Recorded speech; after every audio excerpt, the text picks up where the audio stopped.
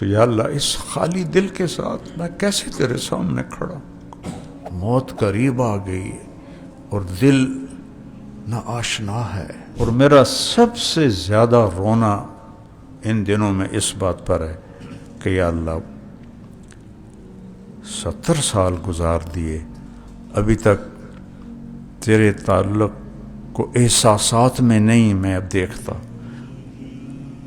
عقلی طور پر میں مانتا ہوں لا الہ الا اللہ، تجھے سجدہ بھی کرتا ہوں، تیری مان کے چلنے کی کوشش بھی کرتا ہوں، لیکن تو میرے دل میں بس جائے۔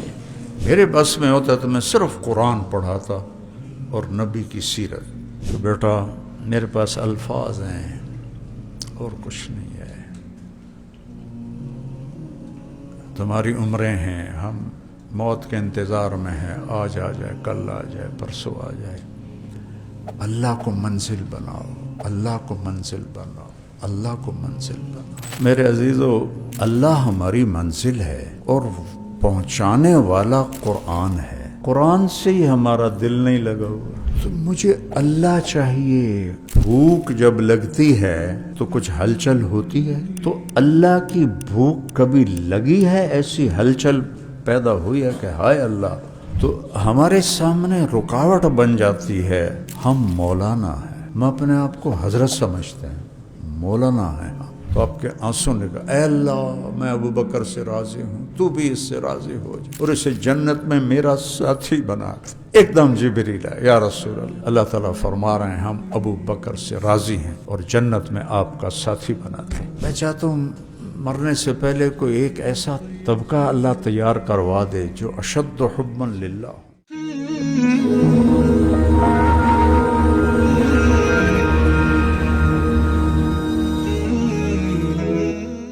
بسم اللہ الرحمن الرحیم، والصلاة والسلام علی رسولہ الکریم وعلی آلہ وصحبہ اجمعین، اما بعد۔ اللہ تعالیٰ نے آپ سب پر، ہم سب پر ایک بہت بڑا کرم کیا ہے کہ خیر کے راستے پہ اللہ ہمیں چلا رہا ہے۔ اس ظلمت اور فتنے کے دور میں اگر اس کی رحمت شامل حال ہو اور ہم صراط مستقیم پر ہوں تو اس سے بڑی دولت اور کوئی نہیں۔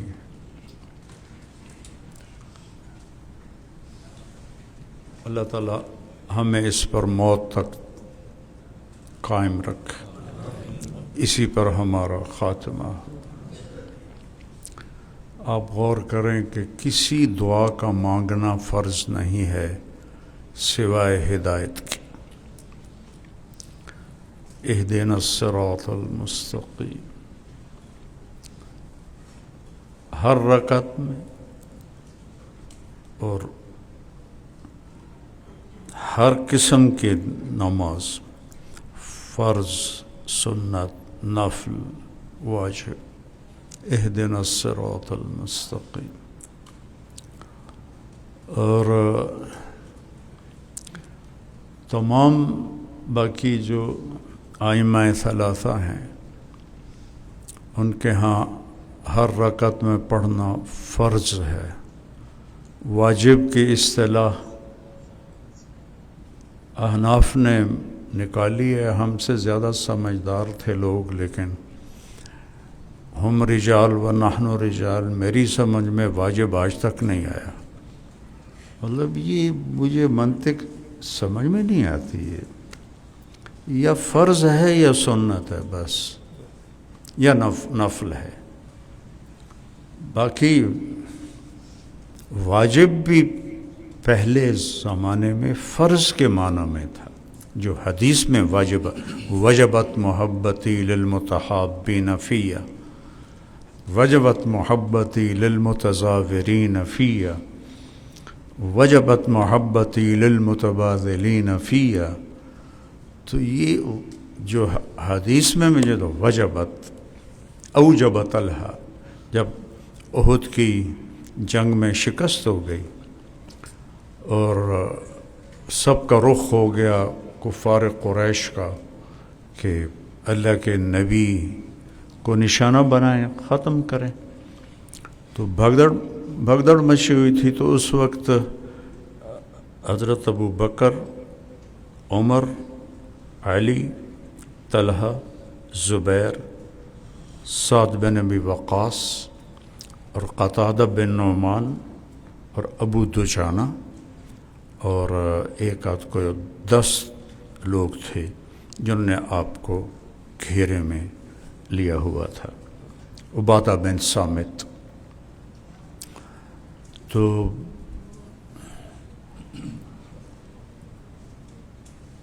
جتنے حملے ہو رہے تھے یہ 10 لوگ ان کے سامنے سینہ سپر تھے، اور تیر آ رہے تھے تو حضرت طلحہ رضی اللہ عنہ اپنے ہاتھ پر ان کو روکتے رہے، یہاں تک کہ یہ ہاتھ آپ کا ساری زندگی کے لیے شل ہو گیا، مشلول ہو گیا. ایسی ایک بات یاد آ گئی، جب حضرت علی رضی اللہ تعالیٰ عنہ کی بیعت ہونے لگی تو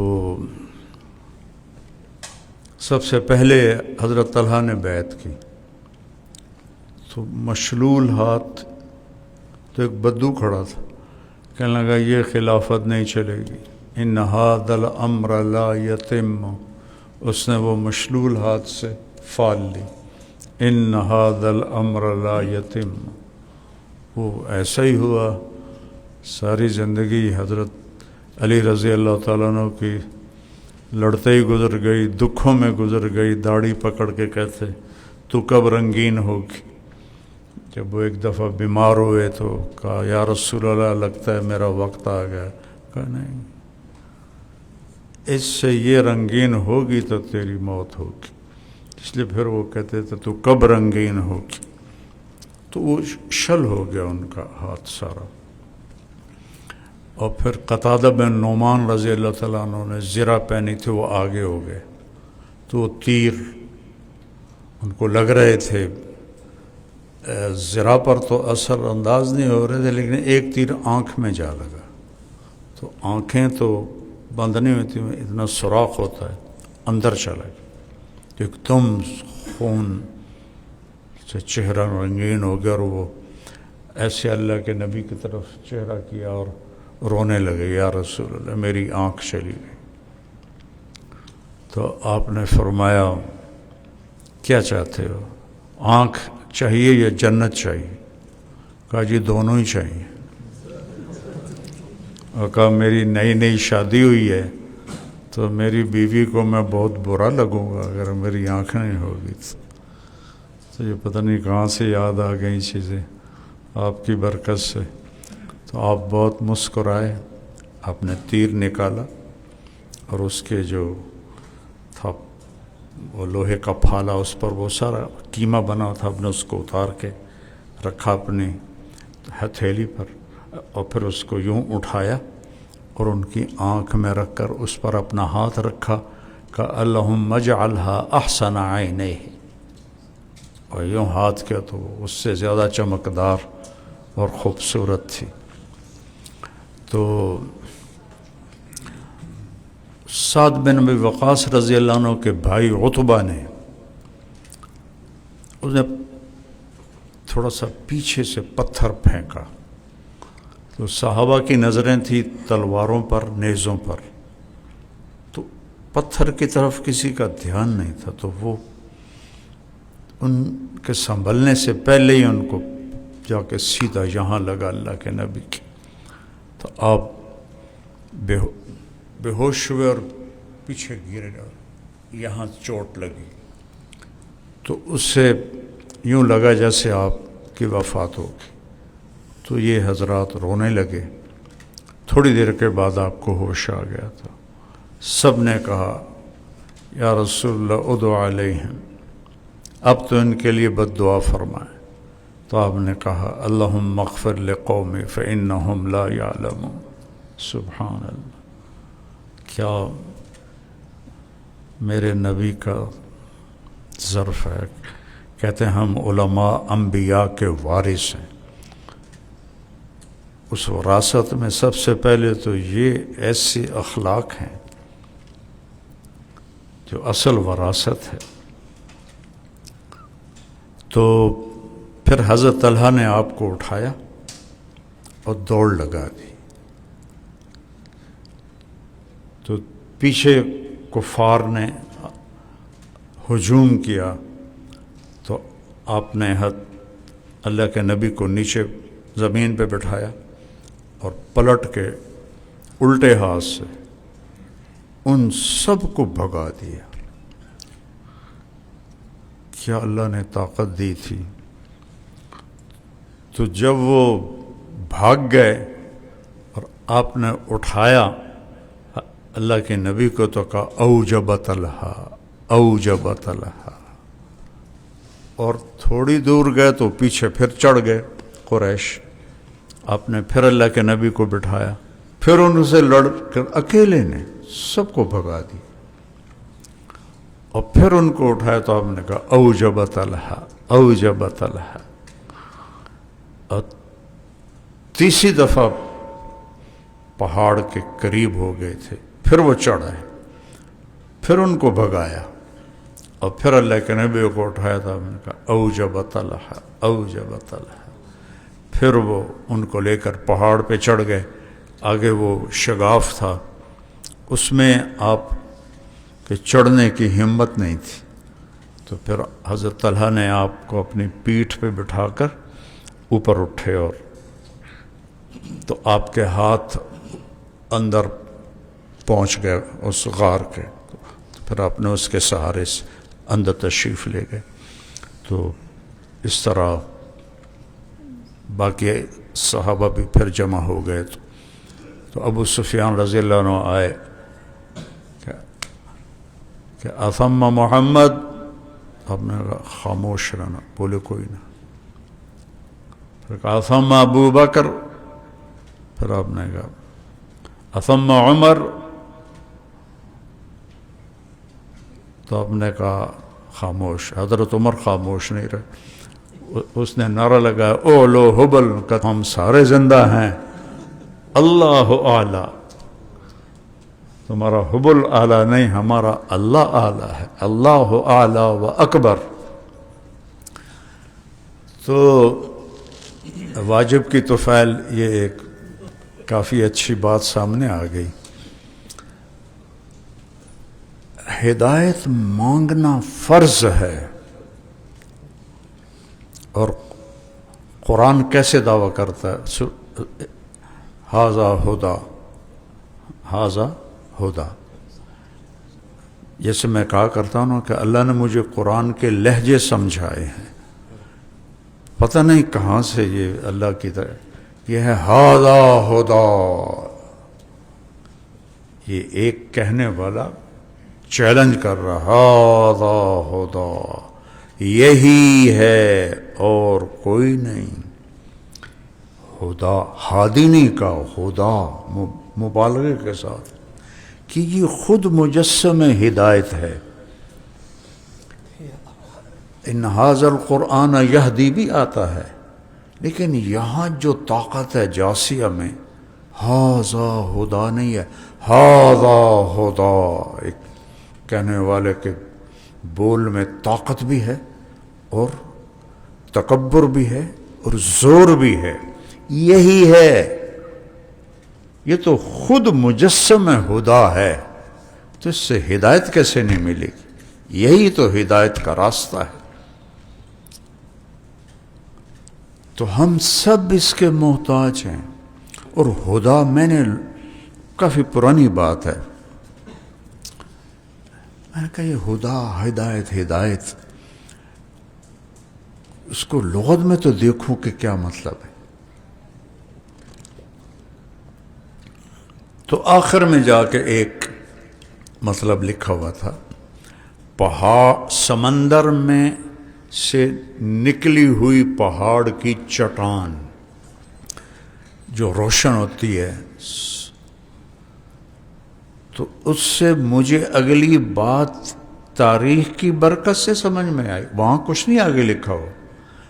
پہاڑ جتنے پہاڑ دنیا زمین پر ہیں اس سے زیادہ سمندر میں ہیں. ہمالیہ سے بڑے پہاڑ سمندر میں ہیں. یہ تو زمین پر بڑا پہاڑ ہمالیہ ہے، اور زمین ہے 29% اور سمندر ہے 71%. تو اس میں پہاڑوں کے سلسلے ہیں.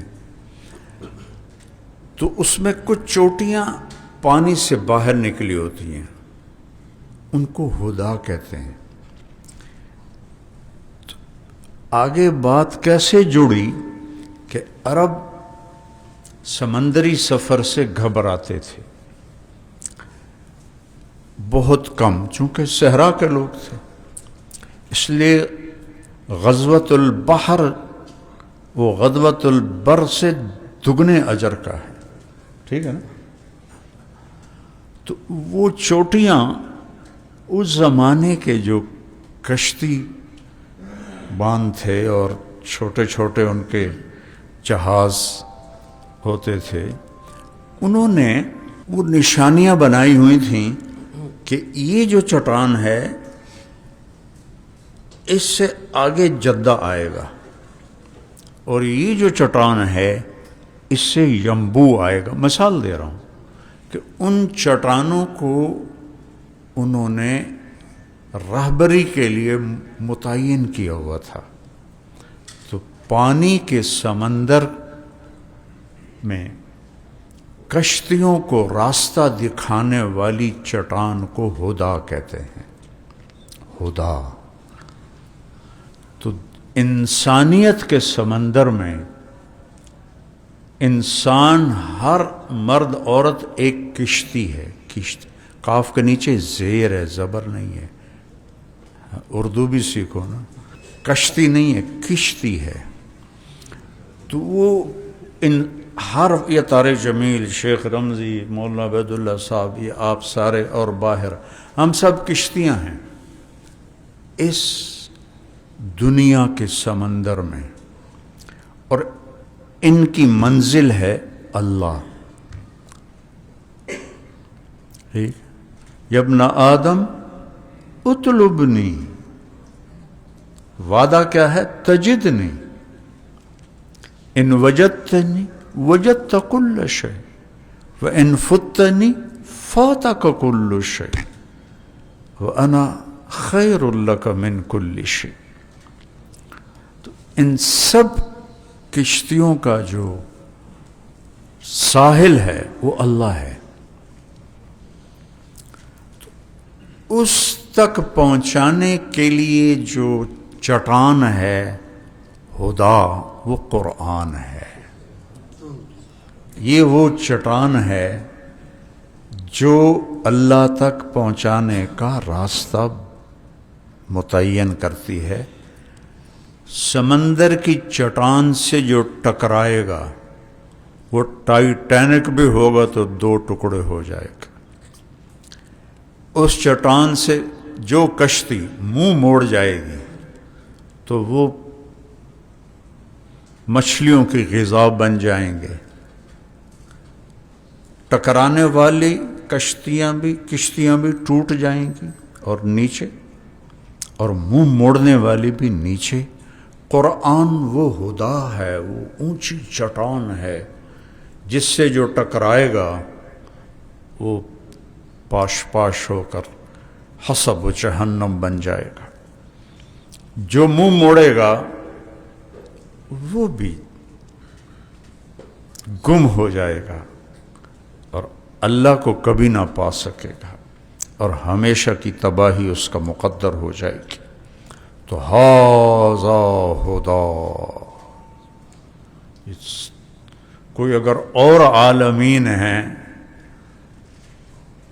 اور وہاں بھی کوئی مکلف مخلوق ہے تو بس یہ ایک ہی چٹان ہے، ھذا ھدا. کہ اس میں اتنی طاقت ہے ان 2 لفظوں میں. شروع میں کہا ذالک الکتاب، وہ کتاب، یہاں کہا ھذا. جیسے میں کہوں وہ مولوی صاحب، آپ کو پتہ میں نے کس کی طرف اشارہ کیا؟ مینوں آپ نہیں پتا، میں ایویں کیتا۔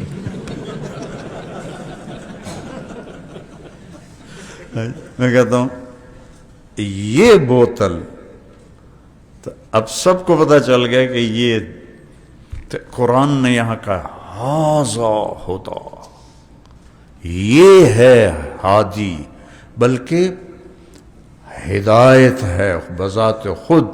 جو سلیمان علیہ السلام نے چیونٹی سے کہا تھا اما تعلمین انی نبی عدل، عادل نہیں کہا، وہ جو چیونٹی نے کہا تھا نا ادخلوا مساکنکم، تو فتبسم ضاحکا من قولها، تو اس کو پکڑوا کے رکھا اپنی ہتھیلی پر۔ اما تعلمین انی نبی عدل، عدل، عادل نہیں کہا، عدل، ھذا ھدی۔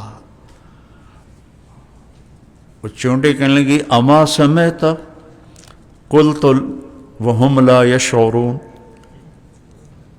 چونٹی نے کہا اما سمعت یا نبی اللہ قلت وهم لا یشعرون، بے خبری میں کہیں ہم مارے نہ جائیں، جان بوجھ کے نہیں کریں گے، بے خبری میں ہم کہیں مارے نہ جائیں۔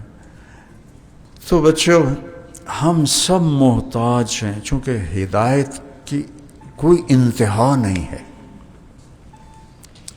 آخری معراج اللہ کے نبی ہیں، تو ان تک جو جتنا قریب پہنچے گا اتنا ہی وہاں آگے اس کا مرتبہ ہوگا۔ تو ہمارے سامنے رکاوٹ بن جاتی ہے، ہم مولانا ہیں، تو ہم اپنے آپ کو ایک تو محتاج نہیں سمجھتے، ایک ہم اپنے آپ کو بندہ نہیں سمجھتے، ہم اپنے آپ کو حضرت سمجھتے ہیں، مولانا ہیں ہم۔ مجھے 55 سال ہو گئے اس راستے میں نے زندگی میں صرف ایک دفعہ کہا تھا کہ میں عالم ہوں، ورنہ آج تک نہیں، کہ مجھے حرم شریف میں پولیس نے پکڑ لیا، تو پیچھے میرے لوگ تھے نا، تو میں کہ یا اللہ، میں نے کہا میرا کیا قصور ہے، ان سے پوچھو یہ کیوں میرے ساتھ کہا۔ اس کو مجھے اپنے بڑے افسر کے پاس لے گئے، کہا اس کے ساتھ بہت لوگ تھے، انہوں نے کہا من انت، میں نے کہا انا عالم، انہوں نے کہا من پاکستان، کا خلو سبیلہ، زندگی میں ایک دفعہ جان بچانے کے لیے میری زبان سے الحمدللہ کبھی غلطی سے بھی نہیں نکلا کہ میں عالم ہوں۔ اور میرے وہ ہے نا عدل العوادل حول قلب التائہ وهو الاحبت منہ فی سودائہ سویدا، اس تک اللہ کے فضل سے میرے بچے بیٹھے تو مجھے نہیں کبھی یہ تصور آیا کہ میں کوئی مولانا ہوں، میں عالم۔ اننی من العلماء ہے ومن احسن، یہاں بھی کیا لہجہ ہے قرآن کا، یہاں بھی چیلنج ہے۔ بولو پہلوان کی کشتیاں ہم نے دیکھی ہیں، گامے کی تو دیکھی نہیں۔ گامے کا بھتیجا تھا، گاما پہلوان جو تھا 50 سال اس نے کشتیاں لڑیں، ایک دفعہ نہیں ہارا، ایک دفعہ۔ یہ ریکارڈ ہے پہلوانی کی تاریخ میں، 50 سال ایک بندہ کشتیاں لڑتا رہا اور ایک دفعہ نہیں ہارا۔ اب میری ساتھ لایانی بھی سنتے رہو۔ 1910 میں یہ انگلینڈ گیا، وہاں تھا ورلڈ چیمپئن، اس وقت رستم زمان ہوتا تھا، آج کل ورلڈ چیمپئن، جس کا قد تھا چھوٹا 5 فٹ 7 انچ، وہاں 6 فٹ 6.25 فٹ کے پہلوان تھے، تو ججوں نے اس کو رد کر دیا کہ یہ کشتی کے قابل نہیں ہے۔ تو اس نے اپنے مینیجر سے کہا کہ اخبار میں اشتہار دو کہ میرا چیلنج ہے کہ کوئی پہلوان مجھے ہرا کے دکھائے۔ تو جج متوجہ ہے بھئی یہ کون چیلنج کر رہا ہے. 10 دن میں 200 پہلوانوں کو اس نے گرایا. تو پھر سارے جج کہنے لگے یہ تو اس کو تو لو بھائی یہ کیا بلا آ گئی ہے ہندوستان سے. تو آگے اس کے آیا، پولینڈ کا تھا رہنے والا لیکن رہتا تھا امریکہ میں، زبسکو. اس کا قد تھا کچھ 7 فٹ. تو اسے 2 گھنٹے کشتی ہوئی. تو جب وہ اس کو پٹکتا اور اس کو کمر لگانے لگتا تو زمین سے چمٹ جاتا، جو کشتی کے قانون کے خلاف ہے. وہ چمٹا رہتا. اور 15 منٹ 20 منٹ، آخری دفعہ آدھا گھنٹہ. تو ریفری نے کہا اب اگر تم نہ اٹھے تو میں تمہیں ہارا ہوا ڈکلیئر کر دوں گا. انہوں نے کہا میں تھک گیا ہوں، کل کریں گے، 1 ہفتے کے بعد کشتی کریں. تو وہ دوڑ گیا. جب وہ آیا نہیں تو اس کو انہوں نے فاتح قرار دے دیا. 1928 میں اس نے پٹیالہ، مہاراجہ پٹیالہ ریاست تھی اور اس کا یہ پہلوان تھا. جیسے ٹیمیں نہیں آج کل وہ ہائر کرتے تو ایسے ہی راجوں نے پہلوان ہائر کیے ہوتے تھے. تو یہ مہاراجہ پٹیالہ نے، سکھ تھا مہاراجہ پٹیالہ، اس نے ان کو اپنا بنایا ہوا تھا.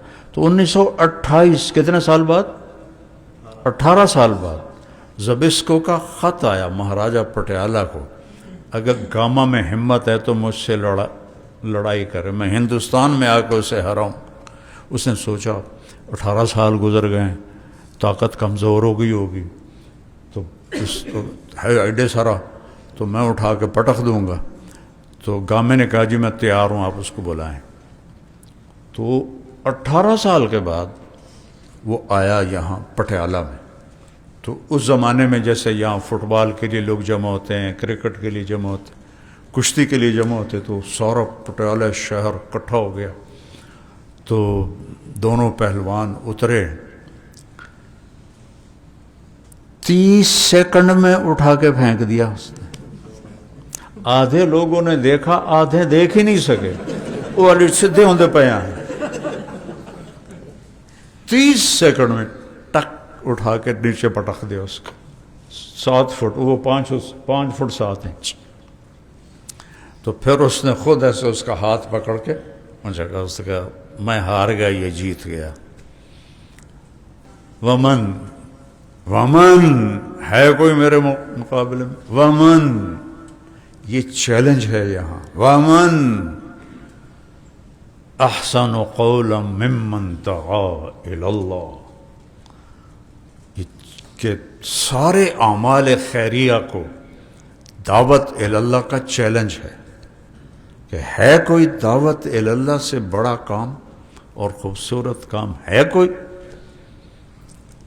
پھر آخر میں کیا خوبصورت بات کی،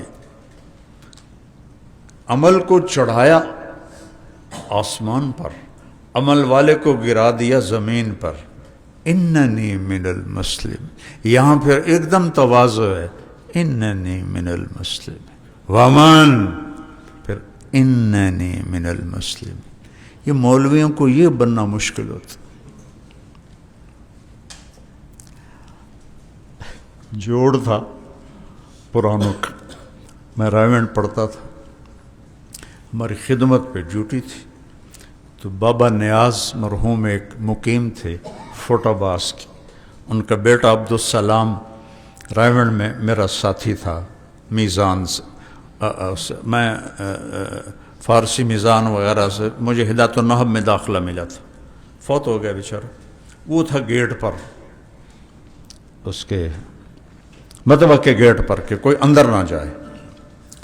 تو ایک مولانا صاحب تھے، وہ میں کہیں وہاں، چونکہ ہمارے ذمہ کھانا کھلانا تھا تو کسی کام کے لیے میں وہاں موجود تھا، تو وہ داخل تو نے روک دیا.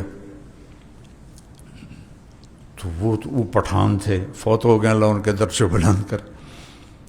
تو کہنے کہ تم جانتے نہیں ہو میں کون ہوں.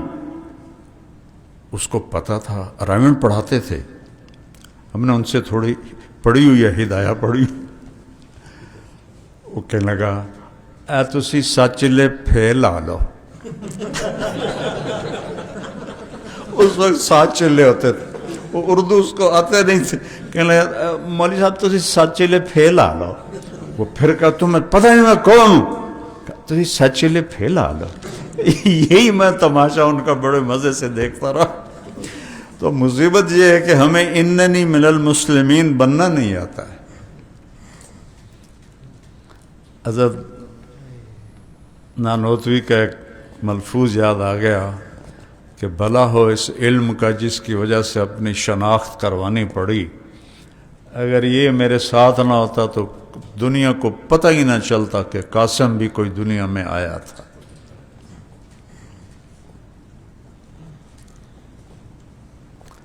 تو میرے عزیزو,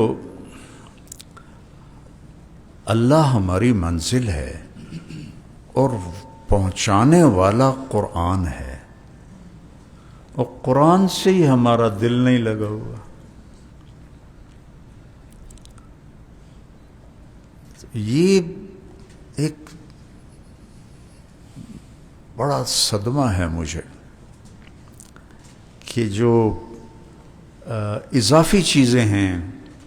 علم تو قرآن ہے اور پھر حدیث پاک ہے.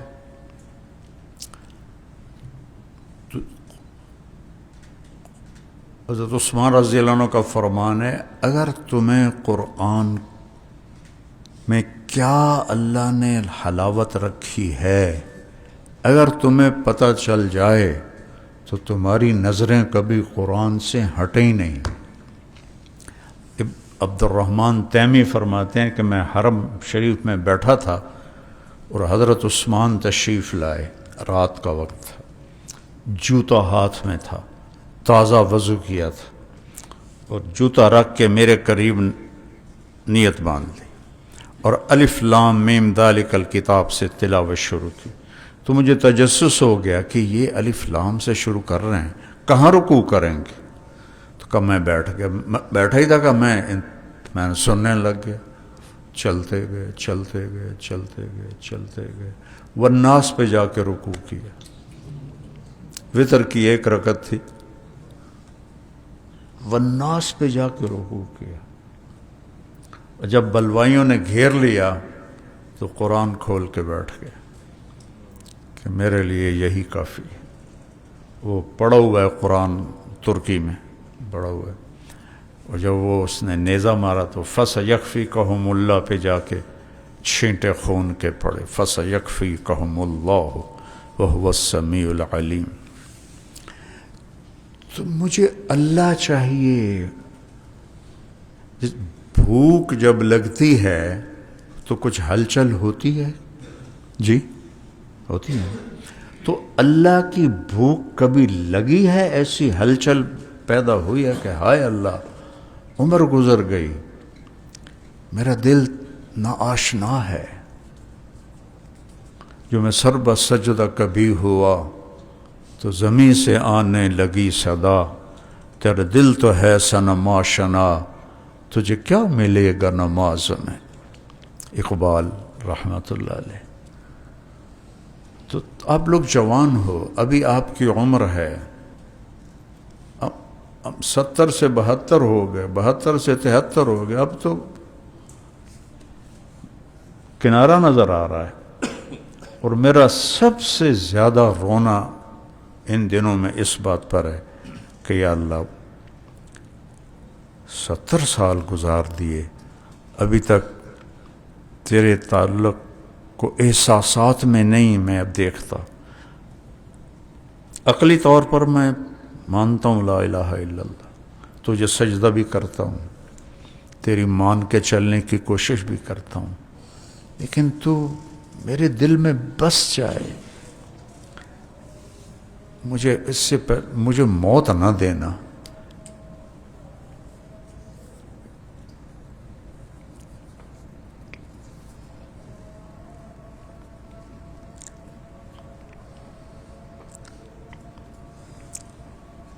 قلب خاوی تلک بیوتہم خاویہ. تو یا اللہ اس خالی دل کے ساتھ میں کیسے تیرے سامنے کھڑا. دنیا میں وہ ایک جو عامی عربین سعودیہ میں ایک محاورہ ہے، من بر حل حل من جو یعلم اللہ، یہ سعودیہ کی عامی زبان میں ہے، من بر حل حل من جو یعلم اللہ. بڑا دکھ ہوتا ہے بیٹا واللہ. بڑے عرصے بعد ہوش آیا کہ موت قریب آ گئی اور دل نہ آشنا ہے. درد ہوتا ہے تو بے چینی ہوتی کہ نہیں؟ میں نے 6 سال درد سہا ہے سر کا. تو جس سے ہو رہا ہوتا ہے اس کی کیفیت نظر آتی کہ نہیں آتی؟ تو یہاں چوٹ ابھی تک نہیں لگی،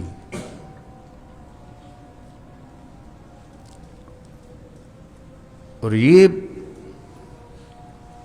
اللہ پہل کر چکا ہے. یا ابن آدم انی لک محب. سبحان اللہ. یہ دنیا کے بادشاہ بھی کبھی کسی سے پہل کرتے ہیں؟ لوگوں کو ان کی خوش آمد کرنی پڑتی ہے، تب جا کر وہ متوجہ ہوتے ہیں، اور ان کی توجہ بھی ایک سیاسی ہوتی ہے، اور وہ جس کو کسی کی ضرورت ہی نہیں ہے. سبح للہ ما فی السماوات والارض.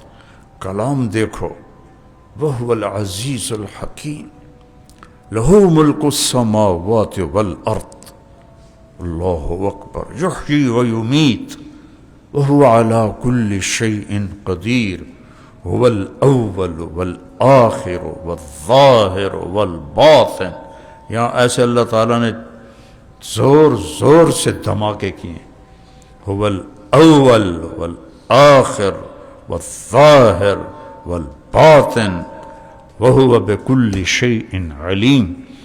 هو الذي خلق السماوات والأرض في 6 أيام يعلم ما يلج في الأرض وما يخرج منها وما ينزل من السماء وما يعرج فيها وهو معكم أينما كنتم والله بما تعملون بصير.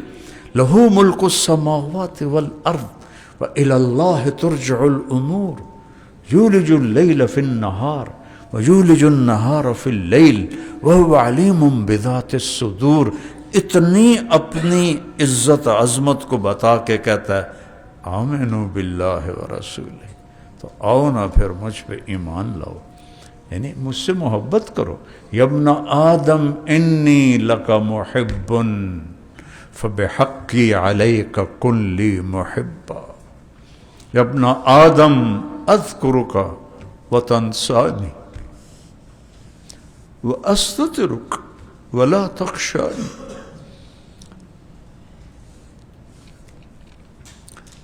اتحبب الیک بنعمی وتتبغض الی بالمعاصی. شرک الی صاحب وخیر الیک ناصر. مع ذلك ان سألتنی اعطیتک وان استغفرتنی غفرت لک. تو یہ میرا دکھڑا ہے. دیکھو، عام ترتیب سے چلنے سے آپ کسی مقام پہ نہیں پہنچ سکتے ہو. مقام سے مراد میری یہ دنیا کے نہیں. ڈاکٹر معظم میرا ایک بڑا پیارا دوست ہے بنگلہ دیش کا. کہنے کہ جب میں اپنے کام پر آیا تو میں نے اپنے بڑے استاد سے پوچھا کہ مجھے کیسے کام کرنا چاہیے. کہ اگر عام لوگوں کی طرح جینا اور مرنا ہے تو 8 گھنٹے تمہاری ڈیوٹی ہے، ادا کیا کرو، گھر چلے گا کرو. کچھ کر کے مرنا ہے تو 20 گھنٹے کام کرو، 4 گھنٹے آرام کرو. آج 30 سال ہو چکے ہیں، وہ 20 گھنٹے کام کرتا ہے اور صرف 4 گھنٹے سوتا ہے، اور شوگر کا مریض ہو گیا ہے. لیکن پھر بھی اب بھی وہ 20 گھنٹے کام کرتا ہے اور صرف 4 گھنٹے سوتا ہے، اور پوری یونو میں اس کو نوکری ملی اور اس کی گونج پوری یونو میں پھیلی۔ یونو کی تاریخ میں پہلا جو پاجامے اور کرتے میں اور ٹوپی کے ساتھ 30 سال نوکری کر کے نکلا۔ نہ کسی کو جرت ہی نہیں ہے، نہ ہی وہ کسی کو اجازت دیتے ہیں، سب کوٹ پینٹ آئی۔ ایک نمونہ ہے کہ جس کے سر پہ ٹوپی، کرتا اور بنگالی پاجامہ، صرف اس کی 20 گھنٹے کی محنت نے ان کے سر جھکا دی، ان کی محنت کے سامنے۔ تو ایک ہے رواجی جیسے آپ کر رہے ہو، تو اللہ ہمارا ایمان پہ خاتمہ کر دے، انشاءاللہ جنت مل جائے۔ دوسرا ہے کہ اللہ بھی کہے واہ میرا بندہ، تو انہیں خوش کر دی۔ جیسے احمد بن حنبل رحمۃ اللہ علیہ خواب میں ملے، پوچھا کیا ہوا آپ کے ساتھ؟ کہا اللہ نے پوچھا احمد کوڑے کس لیے کھائے تھے؟ کہ اللہ تیرے لیے۔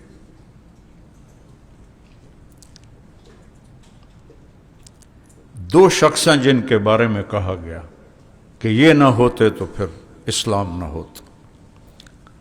پہلا ابو بکر، ابو ہریرہ رضی اللہ عنہ کا لولا استخلف ابو بکر لما عبد اللہ۔ پھر 250 سال کے بعد لولا احمد بن حنبل لما عبد اللہ۔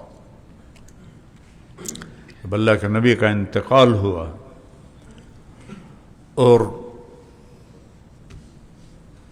ایک سناٹا اور ایک شور و غل اور کچھ دیوانوں کی طرح کچھ بے سد، اور ابو بکر عوالی گئے ہوئے تھے رضی اللہ عنہ، وہاں ان کی دوسری بیگم تھی، پتہ چلا تو گھوڑا دوڑاتے ہوئے آئے، آپ کے چادر چہرے سے ہٹائی، ماتھے کا بوسہ لیا، گرم آنسو ماتھے پر گرے، کہ واہ صفیہ واہ حبیبہ واہ خلیلہ لا یجمع اللہ علیک الموتتین ابدا۔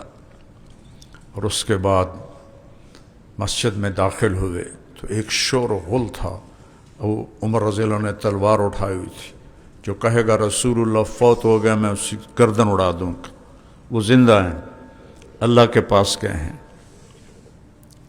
واپس آئیں گے جیسے موسیٰ علیہ السلام طور سے واپس آئے تھے۔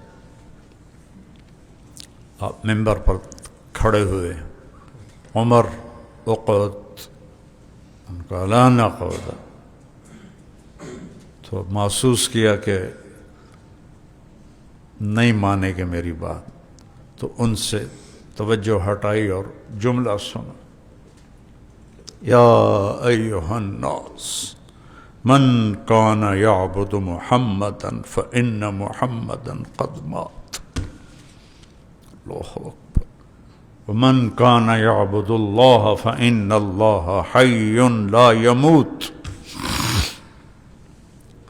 وما محمد الا رسول قد خلت من قبلہ الرسل افإن مات او قتل انقلبتم على اعقابکم ومن ينقلب على عقبيه فلن يضر الله شيئا وسيجزي الله الشاكرين۔ عمر رضی اللہ عنہ فرماتے ہیں کہ میری ٹانگوں سے جان نکل گئی تو میں ایسے گرا، ایسے نہیں گرا، ایسے سیدھا گرا کہ مجھے لگا جیسے یہ آیت ابھی نازل ہوئی ہے، اور مجھے یقین ہو گیا کہ اللہ کے نبی فوت ہو گئے۔ اور اس کے بعد خلیفہ لولا استخلف ابو بکر،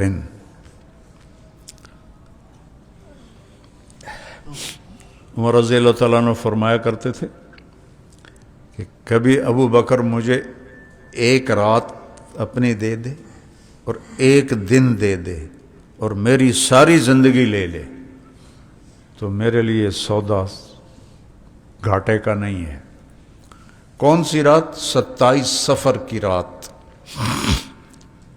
غار ثور کی رات، جب آپ اللہ کے نبی کے ساتھ چلے، کبھی آگے چلتے، کبھی پیچھے چلتے، کبھی آگے چلتے، کبھی پیچھے چلتے، اور اللہ کے نبی پنجوں پہ چل رہے تھے کہ کھوجی پیچھے نہ آ جائے۔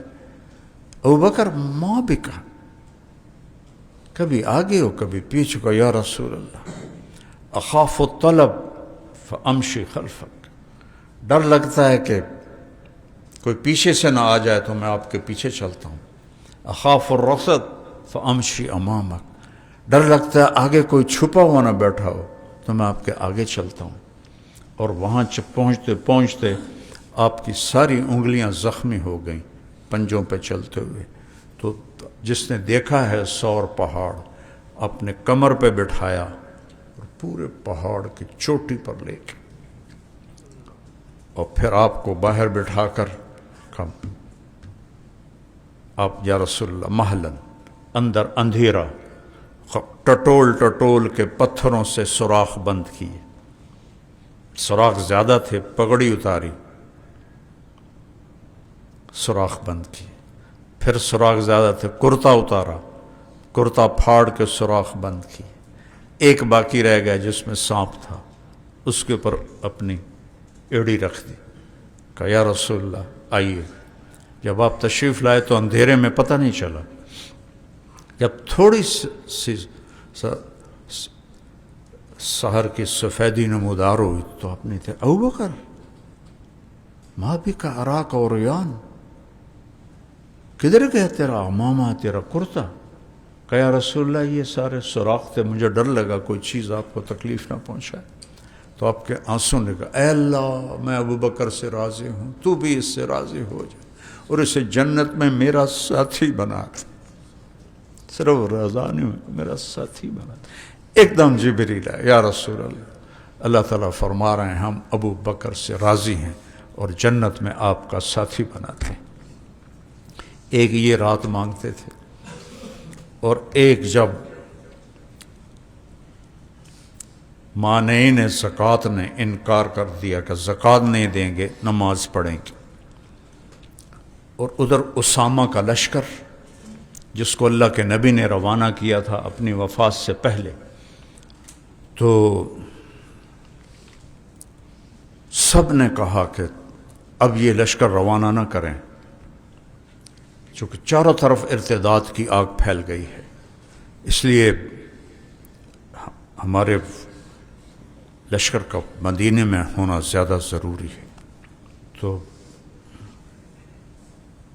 فرمایا ایو سماء تظلنی و ایو ارض تقلنی، کون سا آسمان مجھے سایہ دے گا، کون سی دھرتی میرا بوجھ اٹھائے گی کہ میں اس جھنڈے کو نیچے کر دوں جسے میرے نبی نے بلند کیا تھا۔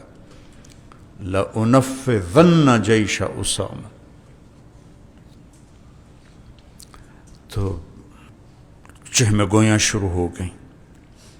تو عیاش بن ابی ربیعہ بڑے صحابہ میں کہنے لگے، یہ چھوکرے کو امیر بنا دیا، کم از کم اس سے کہو امیر تو بدل دے۔ حضرت اسامہ بن زید، کون پتہ مامور پتہ کون تھے؟ عمر، طلحہ، زبیر، سعد بن ابی وقاص، عباد بن بشر، عبادہ بن صامت، ابو دجانہ، ایسے شاہ سواران اور ایسے عشرہ مبشرہ، اور امیر کون؟ اسامہ، شکل کے حبشی، عمر 17 سال، کہ میرا نبی 17 سال والے پر ابو بکر اور عمر کو بھی ساتھ بھیجا ہوا تھا۔ ابو بکر تو پھر خلیفہ بن گئے، عمر انہوں نے خود مانگ لیا، ان کو امیر بنا کے بھیجا۔ تو حضرت عمر آئے کہ سارے بڑے ساتھی کہہ رہے ہیں کہ امیر تو بدل دو، تو بیٹھے ہوئے تھے، ایک دم سیدھا ہوئے، مکہ مارا ان کے سینے پر کہ جس کو اللہ کا نبی امیر بنا دے میں اس کو بدلنے والا کون ہوتا ہوں؟ میں تو تیری مدد چاہتا تھا، تو بھی میرا ساتھ چھوڑ رہا ہے۔ اور آنسو نکلا، طلب تو نصرتک وجئتنی بالخذلان، ثقلتک امک یا ابن الخطاب وعدمتک۔ لشکر کو روانہ کیا اور پھر سب کو جمع کیا کہ میں مرتدین سے کیا کرنا ہے۔ یہ اس دن کی بتا رہا ہوں کہ جو عمر کہتے تھے کہ ایک دن دے دے، تو عمر بولو کیا کرنا ہے؟ کہا اب قتال کیسے کریں؟ لشکر تو ہم نے بھیج دیا ہے، ابھی بس انہوں نے زکوٰۃ نہیں دی، برداشت کر لو، آپ ہی ایسا ایسا آ جائیں گے زکوٰۃ پر۔ عثمان تم کیا کہتے ہو؟ کہ جو عمر کہہ رہا ہے۔ علی تم کیا کہتے ہو؟ کہ جو عمر کہہ رہا ہے۔ مہاجرون ما تقولون کما قال عمر، یا معاشر الانصار ما تقولون قالوا ما قال عمر۔ سب متفق ہو گئے کہ لشکر نہیں، ان مانعین زکوٰۃ سے نہیں لڑنا، صبر کرنا ہے، کہ پیچھے بندے ہی کوئی نہیں، چند سا لوگ ہیں۔ تو ایک دم اٹھے اور ممبر پر آئے، فحمد اللہ، یہ کہتے ہیں اللہ کو پہچاننا۔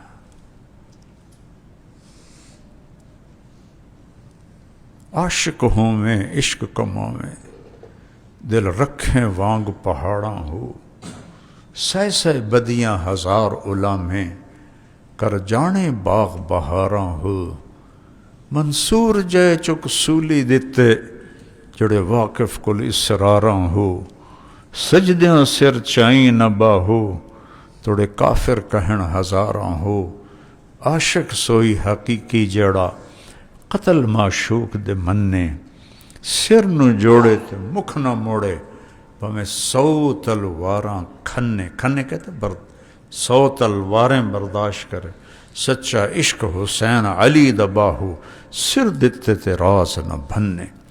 سب کو دیکھ رہے ہیں کہ ایک بھی میرا ساتھی کوئی نہیں، اور پورے مدینے پر زلزلہ تھا۔ حضرت عائشہ فرماتی ہیں سارے اہل مدینہ ایسے تھے جس سے سخت سردی میں ٹھٹھرتی ہوئی بھیڑ ہوتی ہے، جیسے وہ سردی سے کانپ رہی ہوتی ہے، ایسے ہر مرد عورت کی کیفیت تھی کہ وہ خوف سے کانپ رہے تھے۔ تو کہا میرے باپ کھڑے ہوئے، کہ ان اللہ بعث محمدا والحق قل شرید والاسلام غریب طرید قد رث حبله وقل اہلہ فجمعهم اللہ تعالی بمحمد صلی اللہ علیہ وسلم وجعلهم الامة الباقیة الوسطى فواللہ لا ابرح اقوم بامر اللہ واجاہد فی سبیل اللہ حتی ینجز لنا اللہ وعدہ ویفی لنا عہدہ ویقتل من قتل منا شہیدا فی الجنہ وَيَبْقَى مَنْ بَقِيَ مِنَّا وَارِثَ عِبَادِهِ فِي الْأَرْضِ إِنَّ اللَّهَ قَالَ وَلَيْسَ لِوَعْدِهِ خُلْفٌ وَعَدَ اللَّهُ الَّذِينَ آمَنُوا مِنْكُمْ وَعَمِلُوا الصَّالِحَاتِ لَيَسْتَخْلِفَنَّهُمْ فِي الْأَرْضِ كَمَا اسْتَخْلَفَ الَّذِينَ مِنْ قَبْلِكُمْ فَوَاللَّهِ لَوْ مَنَعُونِي عِقَالًا كانوا يعطون رسول اللہ صلی اللہ علیہ وسلم ثم اقبل معهم الشجر والحجر والجن والانس لجاهدتهم حتى تلحق روحي بالله ان اللہ لم يفرق بین الصلاة والزکاة۔ صرف ایک آدمی نے تائید کی، اللہ اکبر، عمر، ان کی زبان سے نکلا اللہ اکبر، باقی سب سناٹا تھا۔ آپ نے کہا تم نہیں نکلو گے، میں نکلوں گا۔ تو جب تیاری کا عزم کر لیا تو پھر عمر آئے۔ ازواج مطہرات ہیں، ان کا کیا بنے گا؟ ان کا تو بھی میں نکلوں گا۔ ان کا تم امیر بن گئے ہو، کہ چاہے میری بوٹی بوٹی کر دیں میں نکلوں گا۔ اور لے کے نکلے۔ یہ دن کہتے تھے مجھے عمر کہ یہ ایک دن مجھے دے دے، ایک رات وہ دے دے، میرا سب کچھ لے لے۔ اور ذوالقصہ تک، ذوالحصا ایک جگہ ہے، وہاں پہنچے تو طلحہ کا بھائی حبال اس سے ٹاکرا ہوا، ان مشکیزوں میں ہوا بھر کے جو چھوڑا نا تو مشکیزیں ہوا میں اڑے تو اونٹ بدک گئے، تو بے قابو ہو کے واپس مدینہ دوڑ پڑے۔ تو پہلی ٹکر میں وہ شکست ہو گئی، واپس مدینے پہنچے، دوبارہ پھر سب کو نکالا، نکلو۔ اور پھر ذوالقصہ پہنچ کے وہاں قتال ہوا اور حبال قتل ہوا، اور وہاں ایک فضا بن گئی۔ پھر واپس تیسری دفعہ پھر نکلے، حضرت اسامہ کا لشکر واپس آ رہا تھا، ان سے کہا تم لوگ آرام کرو، ہم ہی نکلیں گے۔ پھر ذوالقصہ جب پہنچے تو عبد الرحمن بن عوف کھڑے ہو کے ہاتھ جوڑ دیے، کہ نفدیک بآبائنا وامہاتنا، ہمارے ماں باپ تیرے اوپر قربان ہوں، تو نہ رہا تو سارا نظام ٹوٹ جائے گا، تو ہمیں بھیج۔ جب مدینے سے نکل رہے تھے تو حضرت علی نے لگام پکڑ لی گھوڑے کی تیسری دفعہ کہ میں آپ کو اللہ کے نبی کے قول کا واسطہ دیتا ہوں۔ کون سا؟ کہ جو نے احد کی جنگ میں تم سے کہا تھا کہ یا ابا بکر شم سیفک ولا تفجعنی بنفسک فإنک ان لو قتلت لا یکون للاسلام نظام ابدا۔ ابو بکر تلوار نیچے کر لے، اپنی موت سے مجھے دکھ نہ دے، تو مارا گیا تو اسلام کو سنبھالنے والا کوئی نہ ہوگا۔ نحیف الجسم تھے، کوئی ایسے موٹے تازے نہیں تھے، لیکن ایمان وہ تھا کہ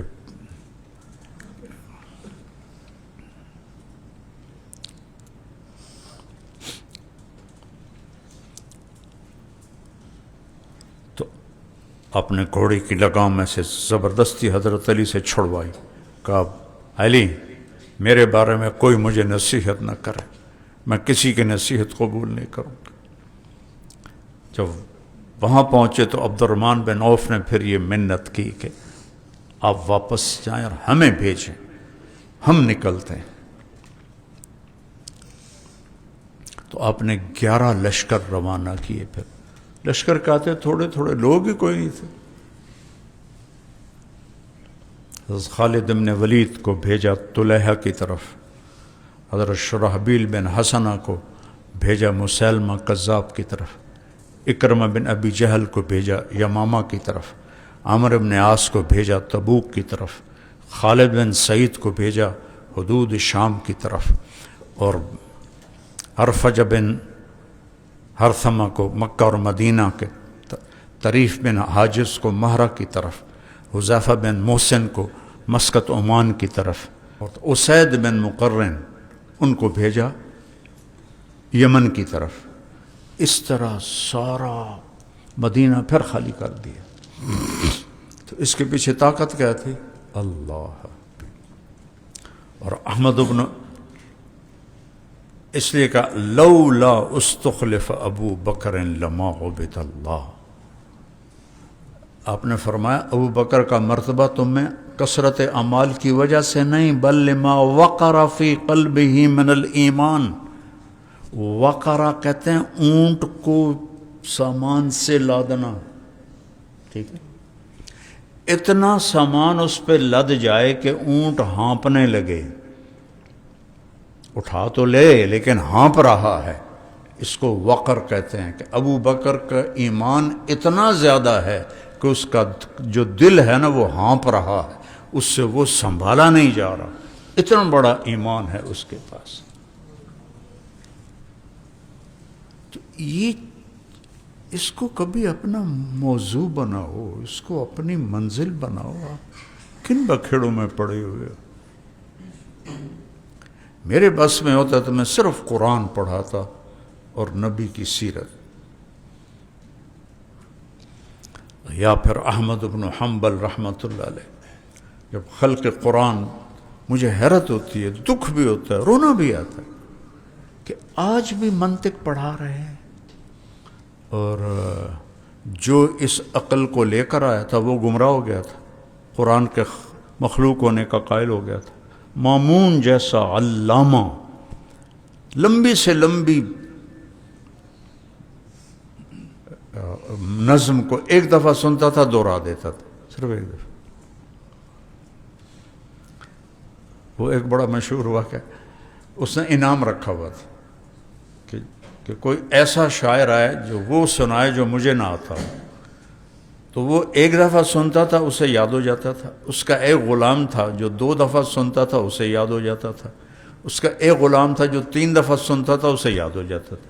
جو شاعر آتا وہ دوہرا دیتا مامون. پھر کہتا یہ تو میرے اس غلام کو بھی آتا ہے. وہ سناتا تو وہ 2 دفعہ ہو جاتا، تو وہ کہتا یہ تو میرے اس غلام کو بھی آتا ہے. تو ہر شاعر بے بس ہوتا. تو ایک دفعہ اسماعیل جو تھا نا، وہ اپنا بھیس بدل کے آیا، اور اس نے جو وہ مقلی ککلی پتہ نہیں کیا وہ حیات الصحابہ میں ہے، ایک واحد ان کو بونترا دیا. انہوں نے کہا بھائی تم کیا کہہ رہے ہو؟ پھر اس کو غور سے دیکھا، هل انت اسماعیل؟ قال نعم. تو ہی مجھے ہرا سکتا ہے اور کوئی نہیں ہرا سکتا. اتنا بڑا علامہ گمراہ ہو گیا. قرآن مخلوق ہے، اللہ کی کوئی صفت بھلا مخلوق ہو سکتی؟ ایک شخص نے زبیدہ ہارون رشید کی بیگم کو خواب میں دیکھا کہ آپ کے ساتھ کیا ہوا. کہ جب نہر زبیدہ کی پہلی کھدائی کی کدال پڑی تھی تو میری بخشش ہو گئی تھی. تو وہ کہنے لگے آپ کے چہرے کا رنگ پیلا زرد ہے، یہ کیوں ہے؟ کہ میرے قریب بشر مریسی دفن ہے. بشر مریسی کون ہے؟ جس نے قرآن کے مخلوق ہونے پر مامون کو لگایا. جو منطق کا منطقی علوم سارے مامون کی کم بختی آئی وہ لے کر آیا، ترجمے کروائے، اور بشر اس میں نمایاں ہو گیا. اس کے دلائل سے متاثر ہو کر اس نے اس قرآن کے خالق مخلوق ہونے کا زبردستی جبری لوگوں کو اس پر اس نے آمادہ کیا. تو وہ کہنے لگی میرے قریب بشر مریسی دفن ہے، اس کو قبر نے جھٹکا دیا ہے. اس کی خوفناک آواز سے سارے قبرستان کے ایمان والوں کے چہرے زرد ہو پڑے. اور کم بخت جب مرنے لگا تو اپنے بھائی کو وصیت کی وَاتَّبِعْ هَدْيَ أَخِيكَ فِي الْقُرْآنِ. معتصم ہارون کے 3 بیٹے، مامون، امین، مامون، معتصم خلیفہ بنے. عبد الملک کے 4 بیٹے بنے، ولید، سلیمان، یزید، ہشام. اور یہ ریکارڈ قائم تھا یہاں تک کہ عبدالعزیز السعودی نے آ کر یہ ریکارڈ توڑا کہ اس کے 7 پتر خلیفہ بن گئے. تو یہ اس نے آ کر یہ ریکارڈ توڑا ہے کہ سعود، پھر فیصل، پھر خالد، پھر فہد، پھر عبداللہ، پھر سلمان. 6 خلیفہ بنے، یہ بادشاہ بنے. تو معتصم ان پڑھ تھا، اتنا طاقتور تھا، یہ انگوٹھے اور انگلی سے بڑے سے بڑے پہلوان کی کلائی کو یوں کر کے توڑ دیتا تھا. اور 248 میں وہ خلیفہ بنا. 48 سال کی عمر میں وہ فوت ہوا. اس کے ساتھ 48 ایک چیز اور بھی ہے، مجھے میں اچانک بول رہا ہوں تو کچھ تو یاد ہے اور کچھ نکل گیا. 48 بہت ہے. اس مرنے لگا تو کہنے لگا اگر مجھے پتا ہوتا میری اتنی تھوڑی عمر ہے تو میں یہ ظلم کبھی نہ کرتا جو میں نے کیے ہیں. تو جب وہ اس وقت احمد بن ابی داود تھا معتزلہ کا، بشر مریسی تھا مامون کے دور میں، اور معتصم کے دور میں تھا احمد بن ابی داود، اور مناظرہ ہوا. ان کو قید سے نکال کے لا رہے تھے اور دل میں سوچ رہے تھے بوڑھا ہو گیا ہوں، ان کے کوڑے کھانے سے میری ہمت عاجز ہے، تو میں بھی توریہ کر لیتا ہوں جیسے باقی سب نے کیا ہے. یہ سوچ کے جا رہے ہیں اور راستے بھرے ہوئے ہیں. تو ایک لمبا نوجوان زور سے کہتا ہے احمد یا احمد. انہوں نے ایسے سر اٹھایا، تعرفنی؟ لا، انا ابو الہیثم اکبر قاطع الطریق فی بغداد.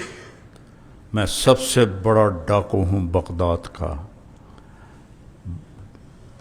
بغداد کے محکمہ پولیس میں 10,000 کوڑے میرے جسم پہ پڑے ہیں، لکھا ہوا ہے. میں نے چوری نہیں چھوڑی ابھی تک. وہ تو حق نہ چھوڑ دینا کوڑوں کے پیچھے. کہتے ہیں اس نے مجھے زندہ کر دیا. کبھی بیٹھے بیٹھے کہتے رحم اللہ ابا الہیثم.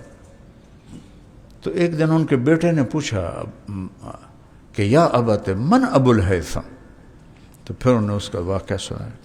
ایک چور ایک امام کے ثابت قدمی کا ذریعہ بن کے. تو جب مناظرے کے بعد وہ کوئی لاجواب ہو گیا احمد بن ابی داود، تو انہوں نے کہا اس کا قتل واجب ہے اور میری گردن پر ہے قیامت کے دن. تو معتصم قتل کروانے سے ذرا جھجکتا تھا. انہوں نے کہا بھئی کوئی ہے ایسا پہلوان جو اس کو کوڑے مار کے ختم کر دے؟ تو ایک حبشی کھڑا ہوا، کہا 10 کوڑے جو میرے کھا لے وہ زندہ نہیں رہتا. انہوں نے کہا آ جاؤ. اس نے 60 کوڑے مارے اور بوٹیاں اڑنے لگیں کمر سے اور تہمت کھل کے گرنے لگا. تو کہا یا اللہ میرے ستر پوشی کرنا. وہ ہوا میں معلق ہو گیا، ایسے نیچے نہیں گرا. تو جب بالکل برا حال ہو گیا تو احمد بن ابی داود کرسی سے اتر کر آیا اور آ کر ایسے کان میں کہنے لگا اب بھی اگر تو کہہ دے کہ قرآن مخلوق ہے تو میں تمہیں خلیفہ کے عذاب سے بچا لوں گا. تو امام احمد رحمہ اللہ نے ایسے جھرجھری لی اور فرمایا تو اب بھی اگر کہہ دے کہ قرآن کلام اللہ ہے غیر و مخلوق ہے میں تمہیں اللہ کے عذاب سے بچا لوں گا قیامت کے دن. تو آخر 60 کوڑوں پر پھر مامون جو تھا معتصم وہ ہل گیا اور اس نے روک دیا. تو وہ میں کہہ رہا تھا خواب میں ملے کسی کو وفات کے بعد. کیا ہوا کہ اللہ نے پوچھا احمد کوڑے کیوں کھائے تھے؟ کہ اللہ تیرے لیے، تیرے عشق نچایا کر کے تھیا تھیا. بلے شاہ بہت بڑے ولی اللہ تھے. ان کے کلام میں لوگوں نے خرافات خود ڈال دی ہیں، ان کا کوئی کلام ایسا نہیں. تو کہنے لگے اللہ نے فرمایا تو میرے لیے اتنا دکھ اٹھا کے آیا، قد ابحت لک وجہی، میں اپنا چہرہ تیرے لیے کھول دیتا ہوں، میرا دیدار کرتا رہے. عام مولوی بن کے چلنا ہے تو نہ تمہارے مرنے کا کسی کو پتہ چلے گا، نہ جینے کا کسی کو پتہ چلے گا. کچھ کرنا ہے تو بے قدر القد تکتسب المعالی، من طلب العلا سحر اللیالی، تروم العز ثم تنام لیلا، یغوث البحر من طلب اللآلی. یہ شعر بھی آج آپ کی برکت سے یاد آ گیا. تو بیٹا میں خود میرا دل خالی ہے، میں اس پر روتا ہوں. میرا سب سے زیادہ رونا اس پر ہے. یا اللہ یہ بحث مباحثے، یہ قیل و قال، یہ تو علم نہیں ہے، نہ ہی میرے نبی نے یہ علم بتایا ہے. میرے نبی نے تو لوگوں کو اللہ سے جوڑا اور تو نے خود طلب کیا والذین آمنوا اشد حبا للہ. یہ میں دعا مانگتا ہوں یا اللہ اجعلنی من الذین هم اشد حبا للہ. یہ اشد حبا للہ کا مطلب ہے عشق. عشق کا لفظ قرآن کے مناسب نہیں، اس لیے اشد حب. دیکھو محبت تقسیم ہو جاتی ہے اور عشق تقسیم نہیں ہوتا۔ یہ آپ نے بیل دیکھی، آکاش بیل جو درخت کے اوپر چمٹ جاتی ہے، اس کو عربی میں عشقہ کہتے ہیں۔ عشقہ کیوں کہتے ہیں؟ کہ درخت سب کچھ اس پہ لٹا دیتا ہے، اسی کا ہو جاتا ہے، اور آخر میں وہ چولہے کا ایندھن بن کے کٹ کے آگ میں جل جاتا ہے۔ اس لیے محبت تقسیم ہو جاتی ہے، ماں سے، باپ سے، بیوی سے، بچوں سے۔ عشق جس سے ہو گیا بس پھر وہ کسی کا نہیں چھوڑتا۔ تو اللہ کہہ رہا والذین آمنوا اشد حبا للہ۔ تو میں چاہتا ہوں مرنے سے پہلے کوئی ایک ایسا طبقہ اللہ تیار کروا دے جو اشد حبا للہ ہو۔ حضرت عبداللہ بن عمر سے کسی نے پوچھا صحابہ ہنستے تھے؟ کہا ہاں ہنستے تھے، کیوں کوئی فرشتے تھے؟ ولیکن الایمان فی قلوبہم اعظم من الجبال۔ اور جب وہ آئے نا عبد الرحمن بن عوف ابو بکر رضی اللہ عنہ کے پاس، کیا جواب دو گے اللہ کو، اتنے سخت آدمی کو امیر بنا کے جا رہے ہو؟ تو اس مدہوشی سی کیفیت میں بھی ایک دم کڑک کے بولے اتخوفنی بربی، ہائے ہائے، اتخوفنی بربی انا اعلم بربی منک، انا اعلم بربی منک۔ تو بیٹا میرے پاس الفاظ ہیں اور کچھ نہیں ہے، تمہاری عمریں ہیں، ہم موت کے انتظار میں ہیں، آج آ جائے، کل آ جائے، پرسوں آ جائے۔ اللہ کو منزل بناؤ، اللہ کو منزل بناؤ، اللہ کو منزل بناؤ۔ اس کے لیے عام زندگی سے ہم فرائض پورے کریں گے، حرام سے بچیں گے، حلال پر چلیں گے، اللہ ہم سے راضی ہو جائے۔ لیکن اللہ ہمارا بن جائے، ہم اس کے بن جائیں، یہ عام ترتیب سے یہ نہیں ہوگا۔ اس کے لیے اپنے آپ کو زیادہ کھپانا پڑے گا۔ اللہ آپ کو ہمت دے، استقامت دے۔ السلام علیکم۔